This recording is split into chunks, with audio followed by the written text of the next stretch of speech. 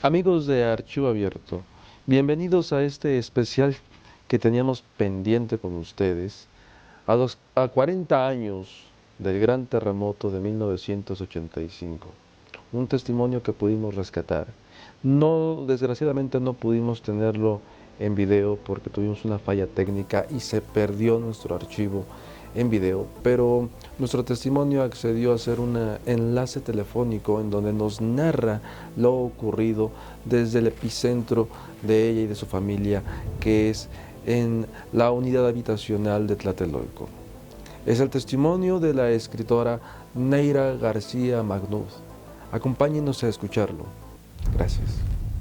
Chapultepec, agosto 15 de 1909. Enviamos a todos los elementos revolucionarios del país nuestro más cariñoso saludo, haciendo votos por la prosperidad de la nación.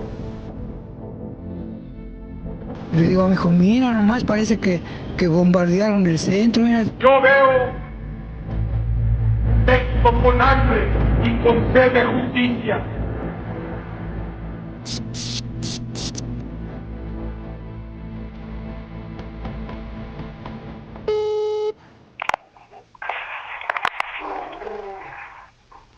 Hola, ¿qué tal? Hola maestra, ¿cómo le va? Buenas noches.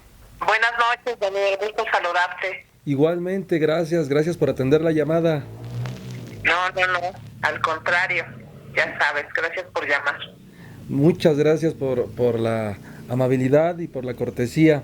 Maestra, usted es escritora, es un personaje que ha trabajado dentro de la cultura, la historia, y me gustaría que nos compartiera, porque usted es un testigo, digamos, viviente de lo acontecido el 19 de septiembre de 1985 en Tlatelolco. Sí, Daniel, pues muchas gracias primero, antes por toda esa introducción, pero no, creo que te agradezco tus comentarios, pero bueno, no, no me siento todo lo que tú me dices, te lo agradezco, pero bueno, sí lo viví, el 85, pues en aquel entonces tenía yo 14 años y bueno, iba a la secundaria. A la secundaria técnica número 23, que está en la colonia Guerrero. Yo vivía aquí en Tlatelolco, pero algunos de Tlatelolco íbamos enfrente a la colonia Guerrero a la secundaria, y muchos de ellas venían a las secundarias de acá que teníamos o que tenemos en Tlatelolco. Entonces, bueno, pues me tocó ese 19 de septiembre a las 7 con 19 minutos, estar allá en la secundaria. Entrábamos al 10 para las 7 y yo estaba no recuerdo si era un segundo o tercer piso, era el último de la escuela. La secundaria está ubicada atrás de lo que era el Congreso del Trabajo. Bien. Uh-huh. Y bueno, está yo en laboratorio de biología, y cuando pues están revisando, teníamos que entregar una tarea. A mí me salvó la campana, honestamente, porque yo te debo de confesar que era muy cumplida, pero aquella vez yo no había terminado mis deberes. No podía entregar la tarea de aquella materia. Exactamente, la había hecho a medias, digamos. Bueno, porque además yo en aquel entonces estudiaba ballet clásico, entonces todas las tardes iba a mis ensayos y a veces ya llegaba muy cansada. Digo, no es pretexto, pero sí algo así debió de haber sucedido, y bueno, era jefa de grupo, entonces imagínate, si era cumplidita, o sea, sí era así como cumplidita en la escuela. Tenía la responsabilidad. Sí, exacto. Entonces, bueno, pues ese día, pues, yo la verdad, pues sí, me salvó la campana. Yo sentía un nudo en el estómago porque no había terminado la tarea. Cuando empieza a moverse, y era una cosa terrible. Híjoles, no te puedo describir. Nunca había tomado alcohol en mi vida, pero posteriormente cuando lo hice, o sea, es cuando a lo mejor estás súper pasado que no te puedes sostener. Así era. Íbamos de un lado a otro, básicamente. Fuimos los últimos en bajar. Conforme íbamos bajando las escaleras de la secundaria, se iban cayendo trozos de techo. Trozos de techo. De techo de las escaleras, y las escaleras se iban cayendo. Fuimos los últimos en desalojar el edificio de la escuela. Era una escena horrible porque también nos estaba tocando ver de enfrente la parte trasera del Congreso del Trabajo, y la parte trasera del Congreso del Trabajo también quedó, o sea, veías hacia adentro del Congreso del Trabajo. ¿Se cayó la pared? Sí, se cayeron paredes del Congreso del Trabajo. Entonces, sí era una escena que nunca lo había vivido. O sea, con todo de que había habido pues temblores antes, nunca se había sentido igual que esto. Pues un poco angustiada porque pues vivíamos en un 11º piso, sí, en Tlatelolco. Pues en aquel entonces no había como hoy celulares, ¿no? Sin saber qué había pasado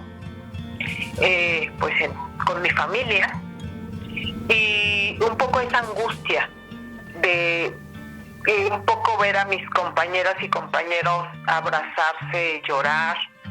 Pues era una incertidumbre, nunca lo habíamos vivido. ¿Fue un pánico colectivo? ¿Perdón? ¿Fue un pánico colectivo? Yo creo que sí, un poco colectivo, pero también era como, ¿qué pasó? O sea, era de incredulidad también.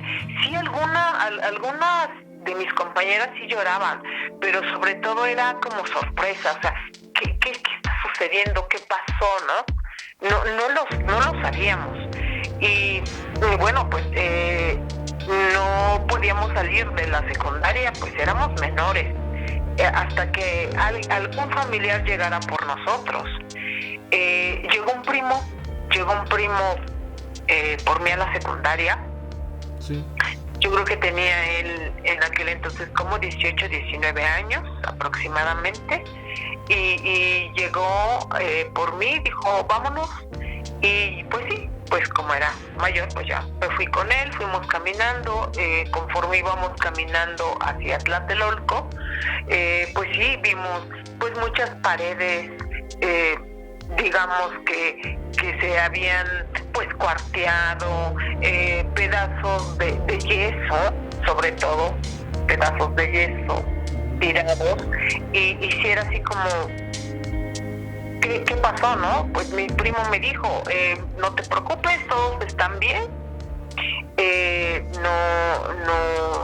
no pasó nada. Entonces esa parte que tenemos de consecuencia de un temblor, el menor temblor o el mayor temblor, es que puede pasar lo que sea, ¿no? Entonces las crisis de pánico en el metro. La crisis de pánico, imagínate en el metro. No, yo no quiero imaginarlo en el metro. Que de por sí el metro ya de por sí es una aventura, sí, subirte. ¿Cómo está ahorita? Ahora imagínate que tiemble. No, yo no me lo imagino. Pero en lo que llegamos al edificio, mis papás, vivíamos, mi papá, aún vive en el edificio 11 que está sobre Eje Central, sí, y Flores Magón. Entonces, cuando llegué al edificio, no había elevador porque no había luz. Me encontré a varios vecinos abajo, y entre los vecinos pues comentaban que el edificio Nuevo León se había caído. Digamos que yo llegué con esa noticia con mi familia. Por supuesto mi papá no lo creyó, dijo, o sea, no puede ser porque el modelo de edificio en el que vivíamos, pues era idéntico al del edificio Nuevo León. Sí. De estos edificios de 3 módulos con 13 pisos, y entonces, pues, la verdad es muy grande, muy grande. No, mi papá no lo podía creer y yo le decía, sí, es que sí, me dijeron que sí, mira. El tema es el miedo a la incertidumbre de todo lo que va a pasar de después. Lo que puede pasar, que ya tienes una película, de que se caen, de que se muere gente, de que se pierden vidas, de que todo lo que conlleva, ¿no? Hablábamos de lo que tú decías, no sé, la Condesa en cierto modo es una zona estable, en cierto modo. Hay zonas un poco más altas, como las lomas de Chapultepec o Polanco, en las que se puede sentir un sismo, pero difícilmente pasa algo. Pero ¿qué pasa con el que vive en una colonia que tiene más fragilidad y trabaja en otra donde no? Entonces la familia está distribuida, sí, ¿sabes? Eso claro. Es lo más importante. Eso es lo que yo te comento. Donde estés, mira, sea frágil o no frágil, a ti un temblor, cuando empieza a temblar, el primer pensamiento pues de uno, más allá de poder quitarte de donde se te va a caer algo, yo creo que en el ínter vas pensando en tu familia, en tu hija, en tu esposa si tienes, tu mamá, tu entorno, ¿lo sabes? Perla, que era mi amiga, ¿verdad? Vecina y amiga, ella iba en la secundaria 16, que estaba abajo justo del edificio donde vivían mis papás, donde vivíamos. Y ella me dijo, sí, se cayó, y me contó en ese momento la historia de la familia de la novia de un vecino que vivían en el edificio Nuevo León. Me dice, sí se cayó. ¿Ellos fueron damnificados o se salvaron? Pues mira, es una historia triste, porque la chica que iba a la secundaria se salvó. Yo la verdad es que no sé cuántos, sé que creo que fue su papá también el que se salvó, y no sé si su mamá, pero sí fallecieron hermanos. Es una doble tragedia. Total. Pierden a sus seres queridos y también pierden el patrimonio. Su patrimonio. Yo en este edificio que te digo lo remodelaron. Lo volvieron, le metieron una manita de gato para el del 2017 y se volvió a caer, o sea, se volvió a ir para abajo, pues. No la estructura, sino las paredes.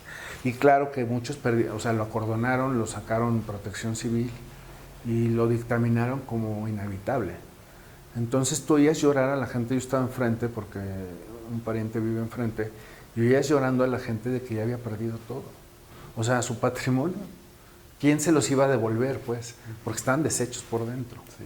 Entonces, pues quedó una estructura donde en algún momento fue un edificio, pues. Claro, los que pudieron vendieron, no estaban unos asegurados.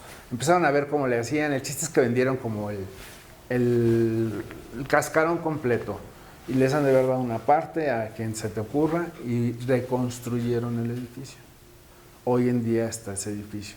Ha subsistido subsecuentemente a los temblores que ha habido. Después del 17. No, sí, de 85, pero luego ya lo remodelaron, luego lo volvieron ahorita a remodelar. Y pues vamos a ver qué va a pasar en el que viene. Dios quiera no pase nada, pero son edificios reconstruidos, ¿sabes? Yo no lo tengo ya muy fresco porque nosotros después ya del siguiente temblor, a mis hermanas y a mí, mi papá nos mandó a Puebla para que no estuviéramos como dentro de todo este escenario. Entonces yo ya no supe más qué pasó con la novia de este vecino. Eran varios hermanos ellos que les decían los tomates, muy famosos aquí en Tlatelolco. Y bueno, era la novia de uno de ellos. Entonces sí, te digo, yo pues llego, comento eso con mis papás y pues no, definitivamente no me creen. Se habían caído pues libreros, la televisión, situaciones así mi papá estaba recogiendo. En ese entonces mi papá trabajaba en el Estado de México, en Huixquiluca, en el Estado de México. No pudo ir. Y entonces, bueno, se dedicaron. Mi mamá igual. Mi mamá, ella trabajaba en la Secretaría de Hacienda. De hecho, el edificio en donde ella trabajaba se cayó, pero ella entraba hasta las 8 de la mañana. O sea que ella apenas iba en camino hacia su oficina. Dígame, perdón que le interrumpa. Cuando Sí. usted vive el sismo en la secundaria y va en este camino de la secundaria a la casa, ¿qué es lo que ve? ¿Cómo ve a la gente? Y además, ¿usted se imaginaba, o su familia, a pesar de que estaban los rumores del edificio Nuevo León, se imaginaban la magnitud de lo que había ocurrido? Jamás. No, nunca. O sea, no. La verdad es que no. No. No lo imaginábamos porque nunca habíamos vivido algo así. Sí. O sea, no teníamos dimensión. No. O sea, la verdad es que no. Yo decía, bueno, quizás acá en la colonia Guerrero, pues se está viendo así como que se cuartearon las paredes, todo, hay como mucho yeso tirado. Entonces ahorita que hay la modernidad, pues en 5 minutos ya te comunicaste. Tienes un grupo con un de WhatsApp, ¿sí? saben todos cómo están. ¿Cómo están? No, bien, no, acá pasó, acá ni se sintió, acá, ¿no? Bien. Pero pues antes no era así. Antes no sabías si se había muerto alguien de tu familia, pues. Claro, los que están en la casa no, pero a lo mejor una tía sí o no sé. Hay lugares que no se siente, hay lugares que la Condesa sí es una zona de alta sismicidad. Tenemos una línea que corre de la placa tectónica de Cocos, cruza aquí Juan Escutia, no llega aquí, pero cruza Juan Escutia, que está en una esquina, y va hacia Álvaro Obregón, que es donde se cayeron los edificios. Sí, que aparte fue una serie de telenovela, pues, de terror, porque esos que se cayeron en Álvaro Obregón, que están muy cerca de aquí, que es la línea que divide la que te digo, la placa tectónica, ahí fue donde se cayó, pues, pasas diario por ahí, pues, pero era como de que salgan, sí hay sobrevivientes, y eran las cámaras de TV Azteca en la noche, y era la transmisión en vivo, y era todos los noticieros iban a Álvaro Obregón. Pero ¿cuántas zonas no hubo en 85 peores? Sí. Peores. Que los, digamos, edificios o casas, pues son de antaño, o sea, de mucho tiempo atrás. Eso es lo que yo pensaba, que era por esa situación. Pero pues nunca me imaginé que aquí en Tlatelolco hubiera pasado lo que pasó con el Nuevo León. Y luego también hubo otros edificios que, si bien no se cayeron, porque el único que se cayó, debo aclarar, fue el Nuevo León, y fueron 2 módulos de 3 que había. Cierto. Entonces, totalmente no se cayó.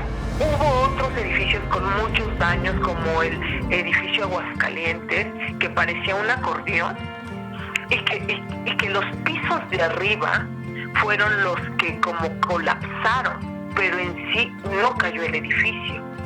Digamos, era como si se hubieran comprimido los últimos pisos, pero no se cayeron totalmente. De hecho, esos edificios, no recuerdo si eran de 12 o de 13 pisos, pero los recortaron. Ahora, actualmente, ese modelo de edificio está recortado. O sea, ya no están los últimos pisos. Es decir, ¿son ahora cuántos pisos? ¿8? ¿10? Más o menos como 8, sí. La verdad es que no me he puesto a contar cuántos son ahora, pero sí les quitaron como 3 pisos a esos modelos de edificios. Y bueno, y varios edificios más fueron demolidos con explosivos meses después del terremoto, porque también quedaron en muy mal estado, pero ninguno se cayó. Solamente fue el Nuevo León. ¿Usted lo vio? ¿Usted vio el Nuevo León cuando llegó de la escuela? Después de que le dicen sus vecinos que se cayó el edificio, ¿usted alcanzó a ver parte de lo que se decía? de muy lejos. O sea, sí vi, pero de lejos. Digamos que de la parte de Reforma, pero del lado de Tepito. Ya. Ajá, porque bueno, no nos podía pasar, porque era una nube de polvo. Sí, después de que yo subo a ver a mis papás, mi vecina me dice, ándale, vamos, o sea, si tú no me crees, o sea, si no crees, vamos. Y fue como esto también, pues no teníamos clases, no tuvimos ya clases, ¿no? Y fue así como que, bueno, pues vamos. Y sí me tocó ver de lejos, pero era polvo. O sea, en realidad yo no pude ver, quizás si hubiera ido días después, quizás ya hubiera visto, pero bueno, solamente se veía polvo. Yo no podía ver nada más que polvo. El terremoto es a las 7:19 de la mañana. Hay un camino largo para lo que ocurre después, que es la réplica. Ese camino, ¿cómo lo viven ustedes? Y justo el momento de la réplica, ¿en dónde lo viven? Ok, ese camino, sí, pues vivimos el día del temblor sin servicios. No teníamos teléfono, no teníamos luz, no teníamos gas. Sí. No había cómo comunicarnos al exterior. No podíamos ver tampoco noticias. Lo poco que sabíamos era lo que algún vecino nos llegaba a decir. Lo que me impactó a mí mucho fue el día 19 de septiembre en la noche, que no teníamos luz, y del lado de donde era mi recámara, digamos, se veía hacia lo que era o lo que había sido el Hotel Regis, y en esa noche estaba en llamas. Entonces a mí me pareció, la verdad, me imaginé, eso de mi imaginación, como aquella escena cuando Roma se está incendiando. Sí. Yo así lo sentía, que yo estaba viendo un incendio, como cuando Roma se incendió, porque había partes de la ciudad que tenían luz y había partes que no, pero esa parte donde estaba el incendio, digamos, pues no había luz, y lo único que se veía pues era el incendio, y lo alcanzamos a ver desde la ventana de un 11º piso en Tlatelolco, y estamos hablando que el hotel estaba en Avenida Juárez. Ajá. Entonces, bueno, a mí eso me impactó mucho. A la fecha, esa escena yo no la olvido, porque yo sentía que era como una zona de guerra, porque además, justo en eje central, tanto iban personas caminando como con rumbo hacia el norte, digamos, como venían personas caminando con rumbo como hacia la ciudad, pero todos iban, para mí, eran como escenas de guerra, porque las personas yo no les veía en su mirada, o sea, era como si estuvieran zombies, como caminar por caminar. Una desolación. Así es, sí, de desolación, de no saber qué iba a pasar. Y justo te digo, también esa escena era como de guerra, como del fin del mundo. Entonces, sí fue, pues son cosas que no se olvidan, ¿no? Por decir, mi hermana, la pequeña, tenía 6 años en ese entonces, y mi hermana no quería subir al edificio. O sea, porque se bajó, pues, en algún momento, y ella no quería volver a subir. O sea, ella no. A la fecha le causa pues mucho miedo todo esto, y escuchar las sirenas, porque eso sí, también todo el día fue un escuchar de ambulancias, de sirenas, eso no se olvida, y te digo, más bien era como si fuera una guerra, como si hubieran bombardeado, y justo como esta parte, ¿no? De estar como entre escombros, saliendo. Es lo que yo lo que yo sentía, ¿no? Y bueno, el día de la réplica había una junta en la parte de abajo, atrás del edificio donde pues vivía yo en mi infancia y juventud. Hay una cancha del lado de atrás, digamos, del edificio, porque el lado de enfrente da al eje central y el lado de enfrente hay un estacionamiento y el lado de atrás había una cancha de básquet, de vóley, o sea, se utilizaba para diferentes cosas, y ahí había una junta de vecinos en donde se estaba, pues las autoridades estaban exhortando a que se evacuara el edificio, pero pues no se creía, pues las personas dudaban, decían, bueno, quizás nos quieren sacar del edificio, o sea, pero pues cuando vino el temblor, yo estaba en la parte de enfrente por el estacionamiento. Mis papás, digamos que los jóvenes estábamos como por la parte de enfrente, los adolescentes, jóvenes, y como que los adultos estaban justo en la junta, la parte trasera. Y bueno, pues cuando viene la réplica, pues la verdad es que piensas, ¿y ahora qué va a pasar? O sea, si ya teníamos idea de cómo estaba la ciudad, por lo que medio habíamos escuchado, con los radios de pila, el narrar, de los vecinos que habían ido a otras colonias donde sí había habido luz y que pudieron haber visto las noticias, nos contaban, ¿no?, lo que estaba sucediendo. Entonces, pues sí, la verdad es que pues para la réplica moríamos de miedo. Y ya no hubo nos salimos o no nos salimos, pues ya no entran. Sí. O sea, no vuelven a entrar a su casa. Había un gran riesgo de que el edificio sufriera más daños y, lógicamente, ustedes estaban vulnerables ante eso. Así es. Ya no dejan volver a subir al departamento, que era en un 11º piso. Mi papá logra subir porque, bueno, se identifica y le permiten que suba. Nos avienta, porque también eso fue como de película, en sábanas. Nos avienta algunas cosas de ropa. Y bueno, un tío, mi papá le pide a un tío que nos lleve a la ciudad de Puebla, a casa de una tía. ¿Esa misma noche?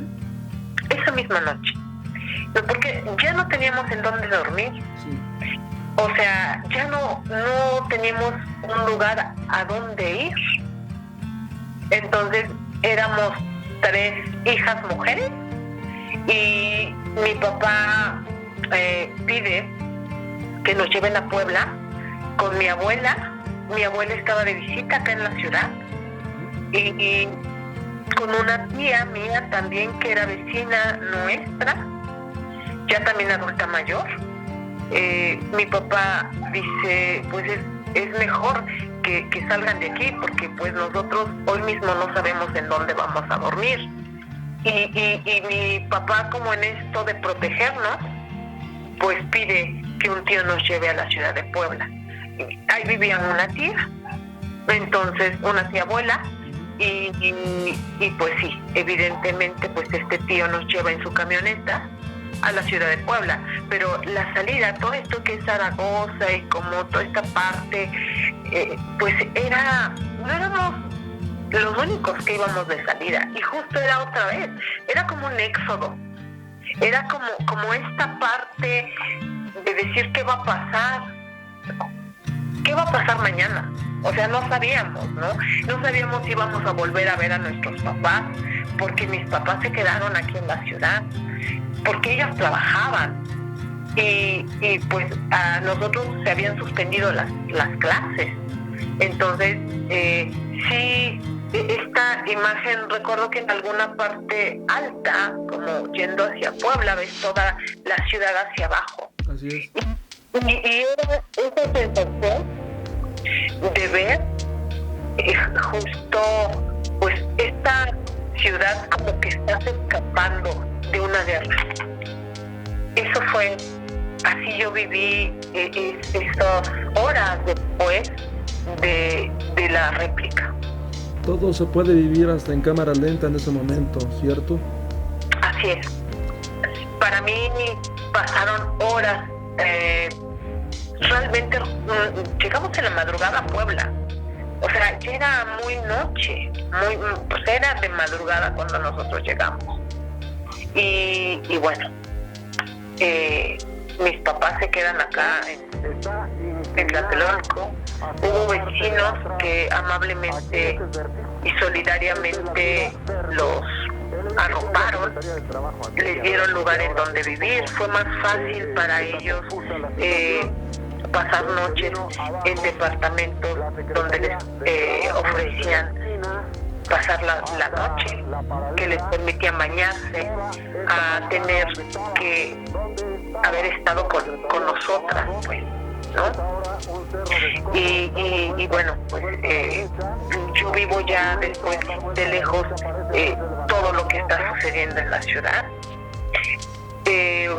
Más o menos como un promedio como de 1 mes y medio, 2 meses, no estuvimos aquí en la ciudad hasta que se reanudaron las clases. Pero pues mis papás sí estuvieron aquí en la ciudad. A ellos nada más se les avisó cuándo podían bajar pues las pertenencias y en lo que se reconstruía el edificio. El edificio pues resultó con daños. Sí. De hecho, ahora, en estos últimos años, es el edificio más dañado.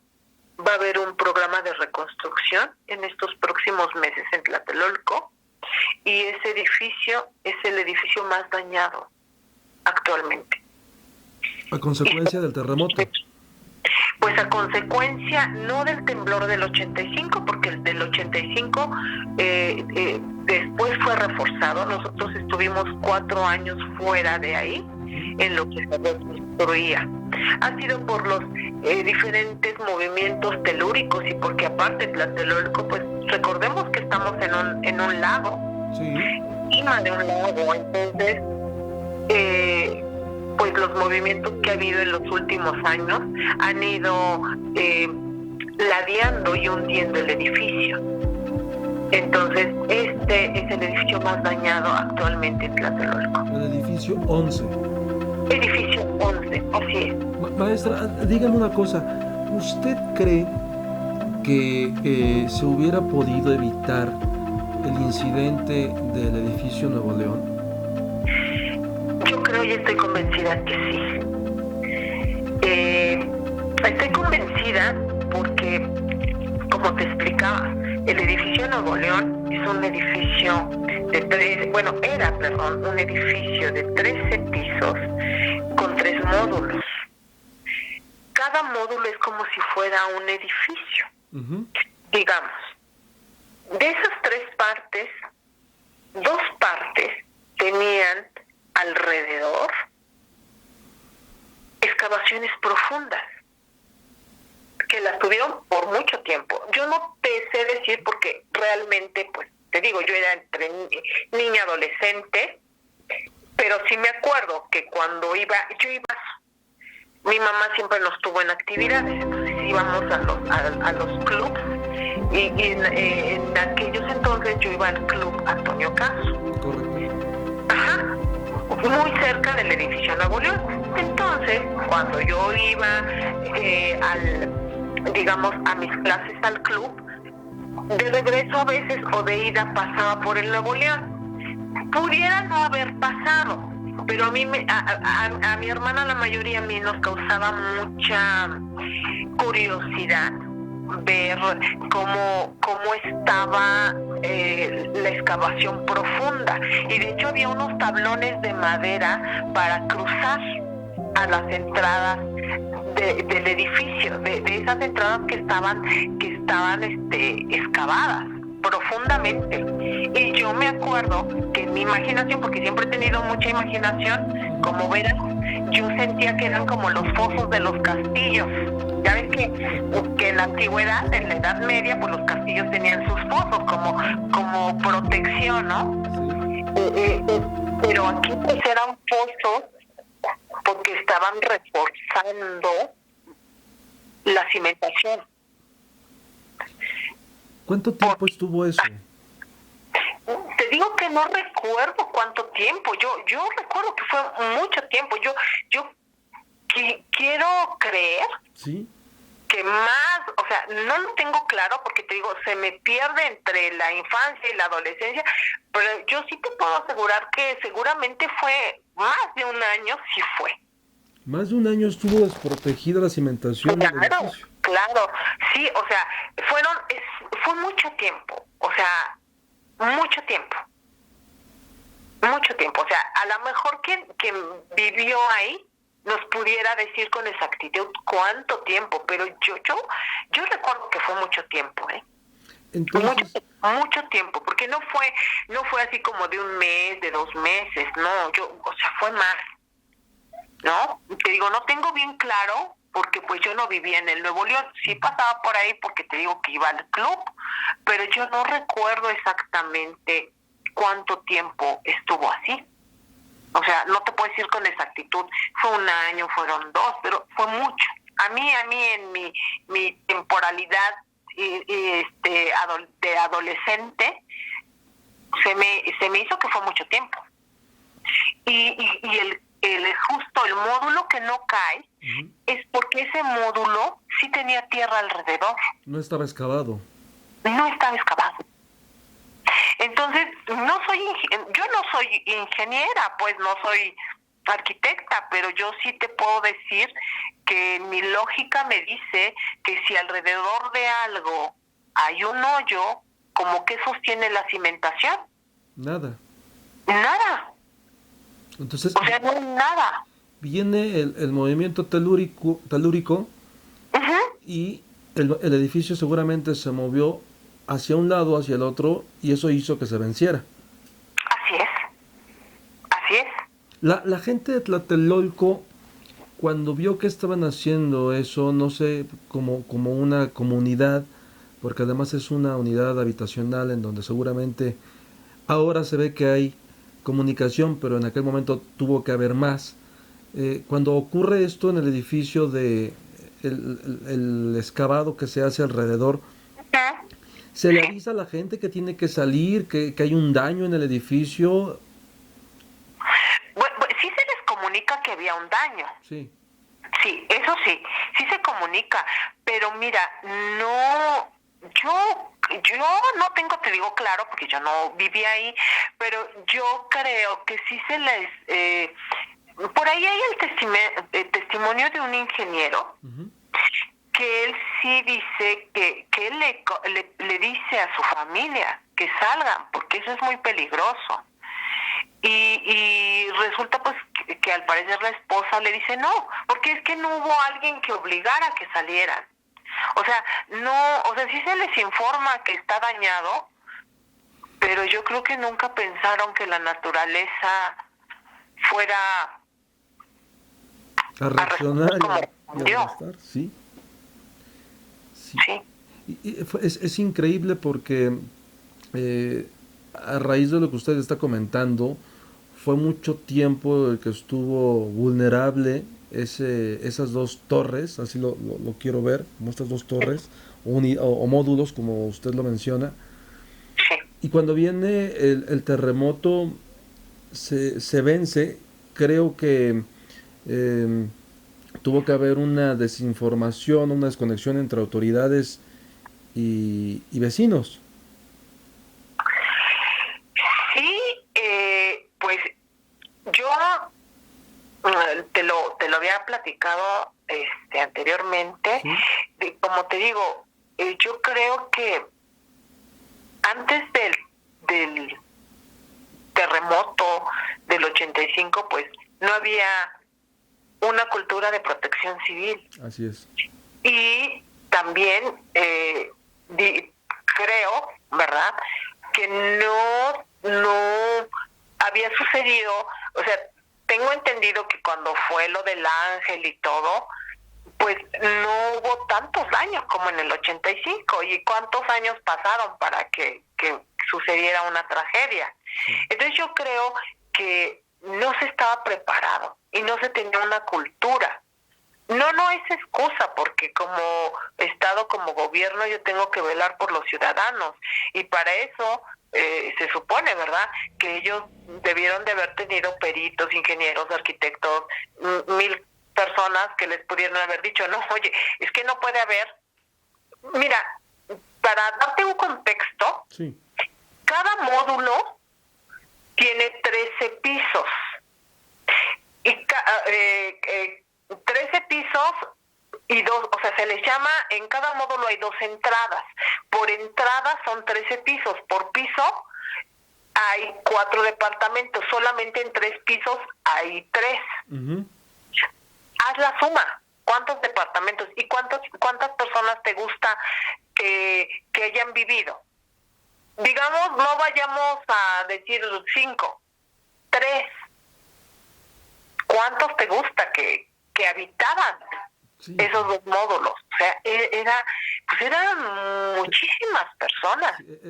Era realmente un descontrol tanto de una parte como de la otra.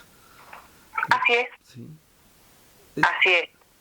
Y aparte de los 13 pisos, habían los cuartos de servicio, que estaban en la parte superior del edificio, en donde vivían personas que ayudaban en los departamentos, o había también personas que rentaban esos cuartos de servicio. Entonces se decía que arriba de los edificios había otra pequeña ciudad, ¿sí? Porque pues también había pues muchos cuartos de servicio.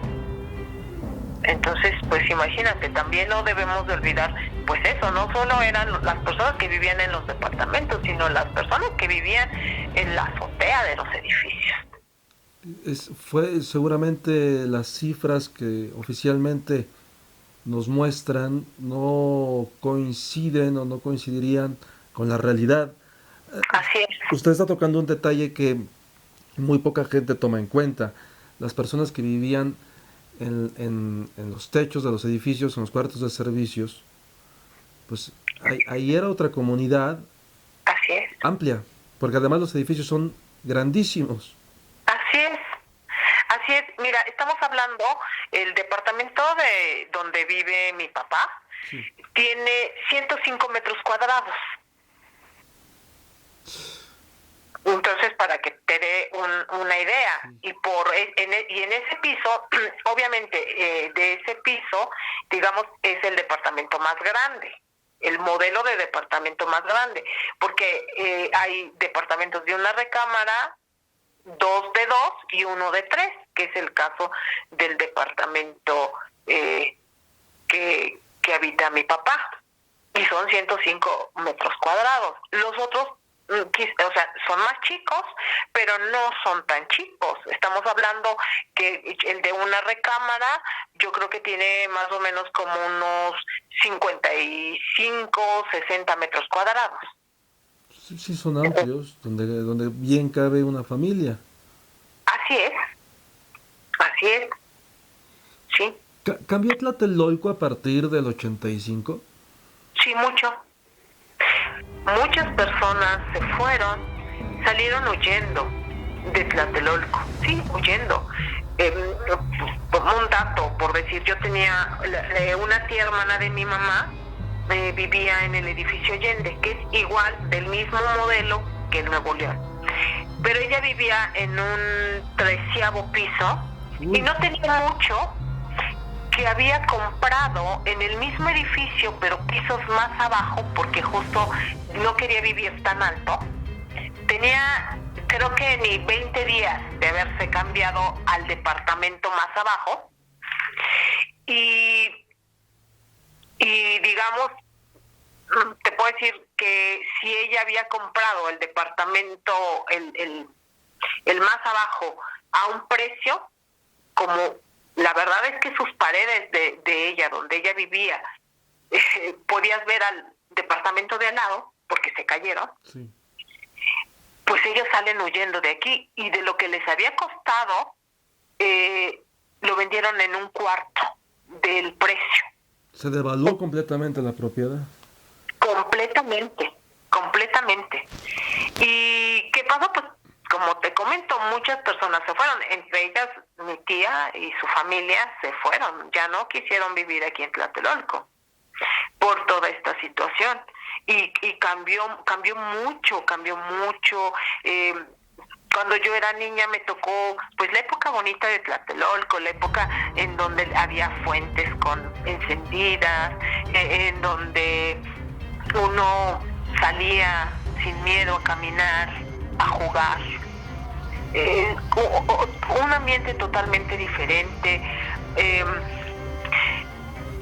Cuando se vendió Tlatelolco, justamente iba a haber diferentes tipos de modelos de edificio. ¿Por qué? Porque iba a haber desde los modelos económicos, que son los edificios que no tienen elevador, iba a haber también edificios que hay, actualmente todavía los hay, de 20 pisos más el penthouse, que son los de lujo. Sí. Entonces morales, había ¿no? una gran variedad aquí, ¿no? De personas conviviendo y viviendo. Y pues aquí en Tlatelolco pues vivieron muchas personas, tanto políticos como actores, actrices, del medio también cultural, ¿no? Digamos, había aquí mucho profesionista. De hecho, se dice que uno de los requisitos para que te vendieran cuando se empezó a vender Tlatelolco era que fueran profesionistas. Fíjate. Entonces, sí había, era totalmente diferente, había mucho trabajador del gobierno. Era un diseño exclusivo que estaban haciendo, ¿no? Para esta nueva comunidad que se estaba realizando en el centro de la ciudad. Así es. Se suponía que iba a haber más proyectos como este. Es que aquí teníamos todo, teníamos correos, teníamos telégrafos, porque en aquel entonces existían los telégrafos, teníamos bancos, teníamos centros, digamos, comerciales. A lo mejor no eran como las plazas que hoy existen, ¿verdad? Pero sí teníamos comercio de tienda grandes cadenas. Sí. Había enfrente de Tlatelolco. Entonces sí teníamos todo. Si queríamos no salíamos de la unidad. Obviamente ya cuando ibas a prepa, pues sí ya tenías que salir, porque la única vocacional que hubo cuando se creó Tlatelolco fue la vocacional que después se cerró con lo del 68, y que posteriormente fue un hospital que después se derribó para que estuvo baldío hasta ahora en el COVID, que hicieron un hospital COVID de estos que son como provisionales, pues. Sí. Pero sí teníamos todo, la verdad es que teníamos todo. Te digo que teníamos en cada Tlatelolco se divide en tres secciones, y cada sección de Tlatelolco tenía su club deportivo, en el cual teníamos muchas actividades. O sea, podíamos ir a natación, a gimnasia, pintura, y tú veías a las personas que se iban en bata a nadar. Sí, o sea, las chanclas y la bata de baño, pues al club. Sí. Sí, o sea, la verdad, vivíamos muy a gusto. Pero el paisaje cambió, el paisaje cambió, muchas personas se fueron. Tengo amigos que a veces vienen a caminar y a recordar viejos tiempos, pero ya no viven aquí, nada más vienen de paseo. Somos, pues, algunos que todavía nos resistimos a partir de aquí porque pues es muy comunicado. La verdad es que tenemos Metrobús, metro, trolebús, pasa Insurgentes, Reforma, el Eje de Guerrero, Lázaro Cárdenas, o sea, tenemos mucho medio de comunicación. El centro está muy, pues todos están en el centro además. Muy cerca, entonces la verdad, sí, digo, yo me resisto a irme. Aquí todavía sigue viviendo en una torre una de mis hermanas, mi papá pues en el edificio 11, entonces bueno, pues somos tlatelolcas de hace muchos años, de hace 52 años aproximadamente, entonces pues aquí estamos, todavía en pie como la unidad. Y seguirán estando así, maestra, porque creo que eso es lo que hace que Tlatelolco no se venga abajo, justamente que la gente mantenga este amor por el lugar como ustedes lo tienen. Ahora, ¿qué pasa cuando usted, me queda claro que en su momento no lo pudo escuchar la narración de Saludowski? ¿Cuál es su nombre, señor? Víctor Manuel Fernández. ¿Qué pasa, señor? ¿Por qué está usted tan agobiado? Aquí estaba mi negocio, era el restaurante Superleche. ¿Usted es el dueño del restaurante Superleche? Señor. Sí, señor. Sí, señor. ¿A qué hora abren el restaurante? A las 7 de la mañana. ¿Quiere decir que a la hora del temblor ya estaba abierto? Ya, señor. Ya. Y en el segundo piso vivía mi madre, o vive mi madre. En el segundo piso vivía aquí mi madre y mi hermana. No sé yo. ¿Pero qué pasa años después o meses después, cuando usted escucha la narración de Saludowski? ¿Qué recuerdos le trae? Bueno, yo quiero reconocer, la semana pasada hubo un conversatorio con Elena Poniatowska, Sí. aquí en el Centro Cultural Tlatelolco, que anteriormente fue Relaciones Exteriores, pero posteriormente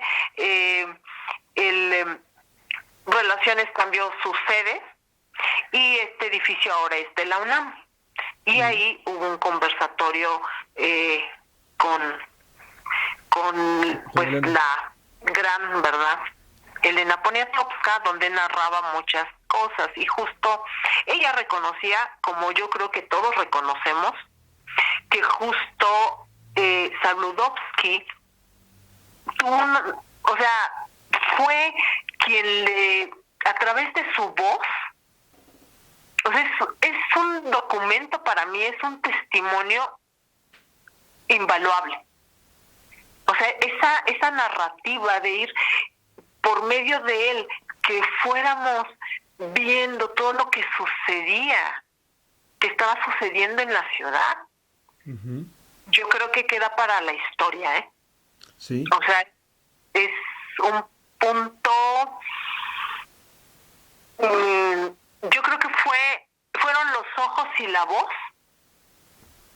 de quienes vivíamos aquí en la Ciudad de México. Y de toda la ciudad, para adentro y para afuera de la ciudad, es decir, la comunicación hacia los estados que se habían enterado de lo que había pasado en la Ciudad de México hacia el mundo. Así es. Nosotros estuvimos en Puebla un tiempo y después fuimos hacia el norte de Veracruz, uh-huh, porque pues allá vivía mi abuela paterna en Papantla, Veracruz, y entonces pues sí, las personas nos preguntaban, ¿no?, mucho de qué es lo que habíamos visto, cómo lo habíamos vivido, y obviamente no veíamos en las noticias, ahí sí ya podíamos ver en las noticias pues lo que estaba ocurriendo, porque la ciudad pues estaban las personas estaban tratando de salvar las vidas de otras personas, o sea, la ciudad, los ciudadanos se volcaron. Eso es, yo creo que el legado que nos deja el sismo del 85, esta hermandad que hay entre todos, este querer ayudar al prójimo, que a veces se nos olvida, pero ahí salió. salió y la verdad es que como mexicanos creo que es algo que tenemos como sociedad. El hombro con hombro, ¿no? Así es. A 40 años del terremoto del 85, que por ahí leí en una crónica donde el título era El Gran Terremoto, y describían que era el gran terremoto porque había respetado el centro de la ciudad, el cuadro del centro con los edificios con tanta historia no sufrieron ningún daño. Entonces, a 40 años del terremoto, ¿usted qué mensaje podría tener para las nuevas generaciones? Quizá para los que no lo vivimos y para los que también lo recuerdan y que fueron testigos. Pues el mensaje es que me queda claro, pero para todo tipo de sucesos que nos puedan pasar, es la unión. La unión, yo creo que la unión hace la fuerza, la solidaridad, la empatía, el amor al prójimo, el estar con estas prácticas de hacer cotidianamente pues nuestra vida, pero sin olvidarnos de los otros, porque en una ciudad tan grande como esta, inmensa, imagínate que, por un ejemplo, Tlatelolco, ¿no? A veces, pues no puedes saber qué de tu vecino, pero yo creo que como comunidad nos debemos de unir, como comunidad, como sociedad, restablecer este tejido social. Así es. Saludarnos, ser cordiales, ser amables. Y los perritos ahí encontrando, y ya encontraron a uno, y el grupo ¿cómo se llamaba? El de los topos. Los topos y las señas, y no, pues es toda esa gente, todos los rescatistas, todos los que participaron, tanto en el rescate como la gente civil, que en lo que fuera ayudamos, que llevamos un agua, que llevamos, pues toda la colectividad pues se unió en una sola voz, ¿no? En una sola voz que era la ayuda a tu prójimo, pues a quien tuvieras a la mano, pues. Y pues eso también se ha perdido. La individualidad, ¿no? Ahora sí, no hay colectividad, o sea, y aquí estás viendo, si te puedes echar a correr, si ves que están golpeando en un coche, si ves que están robando a alguien, te das la vuelta, pues. Todas estas cosas que a lo mejor algunos dicen, ay, por favor, no, todo eso debemos rescatar de lo que sucedió en el 85, ayudarnos los unos a los otros. Eso es lo importante, hacer también esta conciencia cívica, que a veces, pues a mí lo que te esté pasando a ti no me importa, ¿no? O sea, mientras yo esté bien, luego las personas dicen de que lloren en mi casa, que lloren en la tuya, que lloren en la tuya. Para mí el punto de reflexión es salir, vivir, estar conscientes, sin pensar en que pueda pasar, porque puede y va a pasar. Entonces mejor vivir la vida lo más bien que se pueda, disfrutarla a lo máximo, sin estar con ningún pendiente. Todos nos vamos a morir, todos vamos a llegar a ese punto. Lo mejor fuera que fuera de la mejor forma, no en una catástrofe. Lo más natural. No, exacto. Yo en mi camita dormida, ¿no? Y pues por eso mismo también tenemos que preservarnos nosotros mismos en el hecho de podernos cuidar, de poder estar en la mejor forma de salud, en alimentarnos bien, que ahorita pues está más difícil. Pero esto puede suceder en cualquier momento y pensar en poder disfrutarlo lo más que se pueda, pues es vivir. Mira, yo vivo en un modelo de edificio. Que es de los pequeños, de los económicos. Pero yo te quiero decir que la entrada, así se llama, donde hay 5 entradas en este edificio. Mi entrada somos muy unidos. Es independiente, a lo mejor unos nos llevamos mejor unos que con otros, pero todos vemos por todos. Si a alguno de nosotros nos sucede algo, nos apoyamos. Redes de apoyo. Por ahí escribí un artículo sobre redes de apoyo y justo es esto. Debemos como sociedad, ayudarnos. Y como sociedad, porque si estamos también unidos, políticamente es más difícil que puedan con nosotros, Dormirnos. O sea, Sí. perdón. sí, porque mira, como ciudadanos somos fuerza, independientemente tú por quién hayas votado, del partido que tú seas, la persona que está en el poder tiene el deber, no nada más va a gobernar para los que son sus simpatizantes, tiene que gobernar para todos. Y como sociedad debemos de exigir que si no se están haciendo las cosas bien, se hagan bien. Sí. Y entonces, esa unidad que hubo en el 85, por una desgracia, esa unidad debe prevalecer. Y además usted es una gran comunidad, como lo acaba de mencionar, porque es una ciudad dentro de la ciudad, Tlatelolco. Sí. Creo que todavía es un reto mayor, pero es posible porque esta organización que usted menciona, ojalá sirva como ejemplo para los demás edificios. Y si es así, es más fácil también lo que usted acaba de mencionar, el poder exigir. A mí me da gusto lo que acabo de escuchar, no sé si es por parte del gobierno de la ciudad o por parte de la delegación, o la alcaldía ahora se llaman,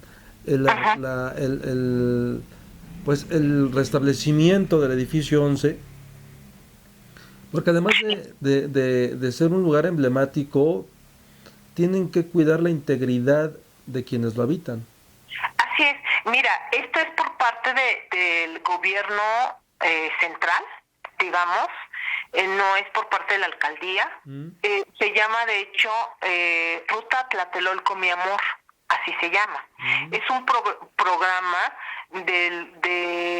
ahora sí, del gobierno de la Ciudad de México, y en donde va a ir por fases. Mira, te voy a decir, esto ya es un poco más como un análisis un poco diferente, pero bueno, Tlatelolco en las últimas elecciones no hemos votado por quien ostenta el poder. Okay. Lo hablo en general, en general. Okay. Somos una ciudad, somos muy grandes, y aquí no se gana, aquí no ha ganado quien está gobernando la ciudad.